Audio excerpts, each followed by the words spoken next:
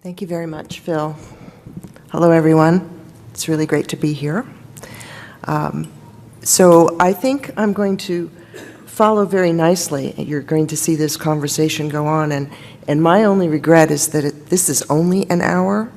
How can that be? Because I think we could be here until late this evening talking about some of these issues. Make a room for research. The emerging world takes a seat at the table, and when one is provided a seat at the table, it's an opportunity to be heard and to make a difference. And as scholarly research from emerging areas is included in Web of Science, it increases the whole global perspective, if you will, and deepens the subject coverage. I don't want to hammer you with a lot of statistics, but I will a little bit, just to sort of prove our point about what we're doing in terms of the tremendous amount of research that's coming to our content selection team.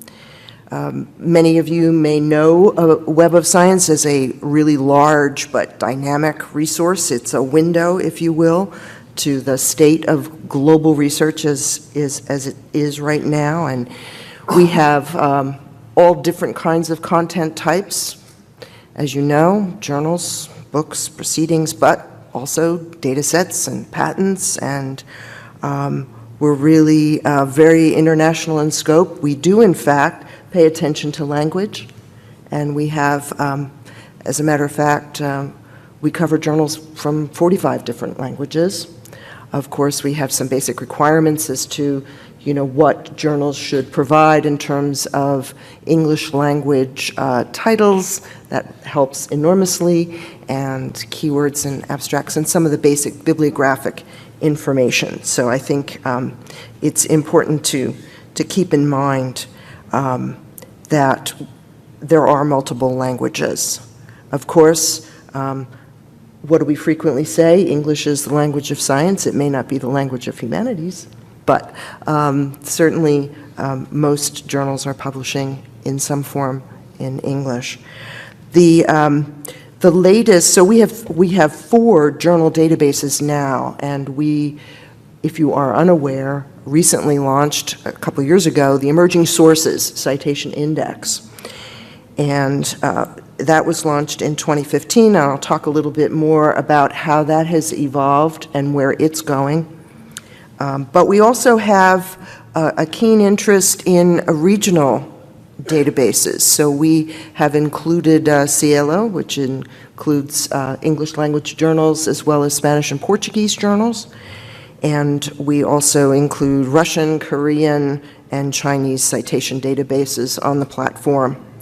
And 2 days ago, if you were on Twitter or wherever, we announced that Clarivate now has a partnership with the Egyptian Knowledge Bank, which is Egypt's Egyptian government digital library and online hub, to launch the Arabic Citation Index in 2020, which I think is really great and really huge for researchers in that part of the world. And this is part of Egypt's 2030 vision to make Egypt more of a knowledge economy.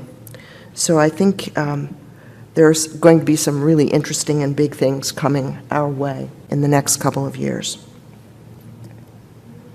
So how about that Emerging Sources Citation Index? And I've heard from many people different things about it, but it does provide access to trends and research well beyond the high-impact journals. And I must say it has dramatically expanded the research coverage in Web of Science. And, the rejection rate is quite high, as many of you might know if you've submitted to us in the past. But the content that we might not be quite impactful enough for inclusion in what might be considered are the journal impact factor databases in science and social sciences, they're still good, sound, quality journals. And they bring a much wider view, particularly on regional topics and perspectives. And I think, we're very well aware of that. So with emerging sources, which we launched in 2015, we are building a 10-year back file. So we have expanded coverage of some of these journals back to 2005. And as of, I think, just a few days ago, Emerging Sources Citation Index is now available on Insights, Benchmarking, and Analytics, which is our research evaluation tool. So, institutions, organizations, governments are going to be able to analyze the underlying data and performance of these journals that are included in that database. So I think, the emerging sources journals do not currently get a journal impact factor, but they do gain journal citation counts at the article level, and I think the ability to be analyzed more fully for ranking and assessment purposes, I think is going to be very valuable to the scholarly communications community. So a couple of facts. So because we've launched emerging sources, we've increased journal coverage on Web of Science by 42% easily. And I think what's interesting to me is that the addition of these 7,000 additional journals has resulted in 2,000 new publishers being discoverable. Their content is discoverable on Web of Science. We have 2 million additional articles available for research. There's quite a number of the journals that are open access, about 2,000, and this is determined by whether or not they're in the DOAJ. You'll notice that there's a very high spike in the life science coverage, but I think what's significant is that the arts and humanities has doubled, which is really great to be able to say that we're truly reaching for total coverage and truly being a multidisciplinary database for all kinds of researchers. The biggest growth that we've seen in a subject category has been in education and educational research, which is a subject category in the social sciences. So as of now, I think it's interesting that some people have said very negative things about being accepted and included in ESCI, but in fact, what we found that in 2 years' time, some journals have really gained considerable visibility and impact and have actually been selected for inclusion in the Web of Science flagship databases. And I expect that that will continue to grow. So we really are having an interesting time looking at how the distribution of the 7,000 journals plays out in various regions. So what I've highlighted here in particular, and Pippa, you mentioned your close affiliation with African journals, but there are 108 new journals from Africa, which are from 7 countries that I've listed here: Ethiopia, Ghana, Mauritius, Nigeria, South Africa, Uganda, and Swaziland. So what's really interesting, I think, from the perspective of Ghana in particular, there are 2 journals actually from Ghana, and they're from universities.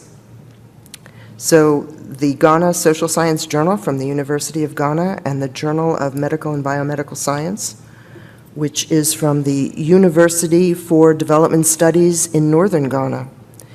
And that is a particularly depressed area, very low income, and so it's really exciting that we're able to give researchers from that particular university, which I think was founded in like 1990 something, an opportunity to publish and to have papers that are represented in Web of Science.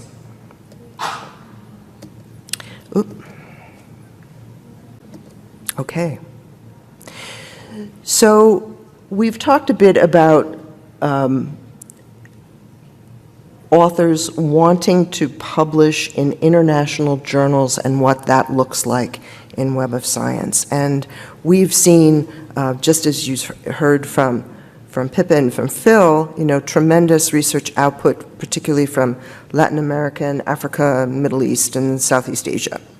And that has continued to increase with the inclusion of the Emerging Sources Citation Index. So I decided that I would look at the author affiliation, because authors from emerging countries really want to affiliate with other and collaborate with other authors so that they can get their papers published in international large commercial journals, perhaps that have a high impact within the journal citation reports. And so you can see a significant increase in the number of papers now with the inclusion of ESCI. So for example, Cuba. We selected 18 journals from Cuba for inclusion in Emerging Sources Citation Index, and they come from Cuban universities predominantly and research centers, and they've added over 7,000 papers to the Web of Science. So Cuban research, if you will, has increased by 60%. And also, one thing that is, I think, particularly cool is the fact that we've added 27 new countries into Web of Science because of emerging sources, and contributions from 146 journals account for those additional new countries. Index.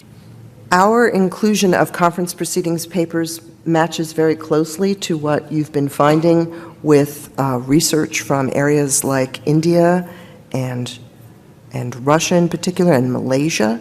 So we do index conference proceedings, and as you can see, this is a terrible slide, but there's an awful lot of data in it. And so what I did was sliced and diced and just pulled out to highlight some of the key percentages that I think are significant.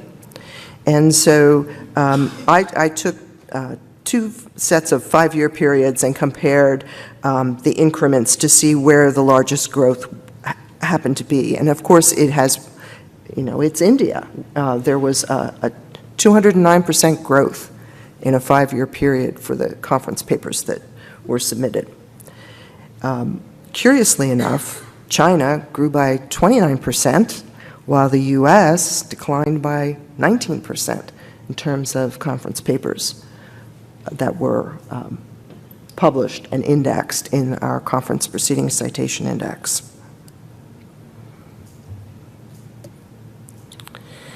So is there a happily ever after for journals from emerging countries, and maybe even from frontier markets or even developed nations? And I think it depends. Publications are really expected to adhere to very clear and transparent peer review practices, and to remain consistent and refrain from making false claims. And what we're seeing is that that isn't necessarily so, and I think publication ethics is a challenge. And we curate our collection. We want to be absolutely sure that the content impactful that you find science is the very best that it can be, that it is the most impactful, the most insightful information that researchers can use.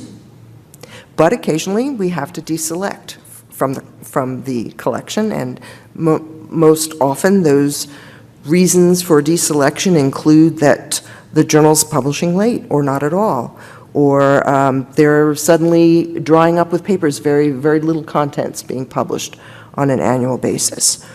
Or there's improper publishing practices, citation manipulation.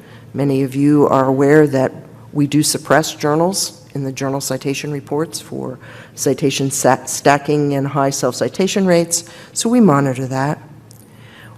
When we see a lack of editorial focus or novel content, or there are, studies that are really not relevant, when we see a huge change in scope, that difference between what it means to be an international versus a regional journal. You know, the International Journal of Butterflies, just as a for instance, might, one would expect that there would be a fully international editorial board and that the authors would be well represented globally. But if we find that 60% of the authors are coming from a particular country, well then it's really not quite an international journal anymore. Its focus has changed. And so we do keep an eye on that, and we really demand, and I think it will be increasing going forward, very strict standards of ethical publishing. And I think we could spend probably a whole day talking about that alone. But I thank you very much. Thank you very much, Marianne.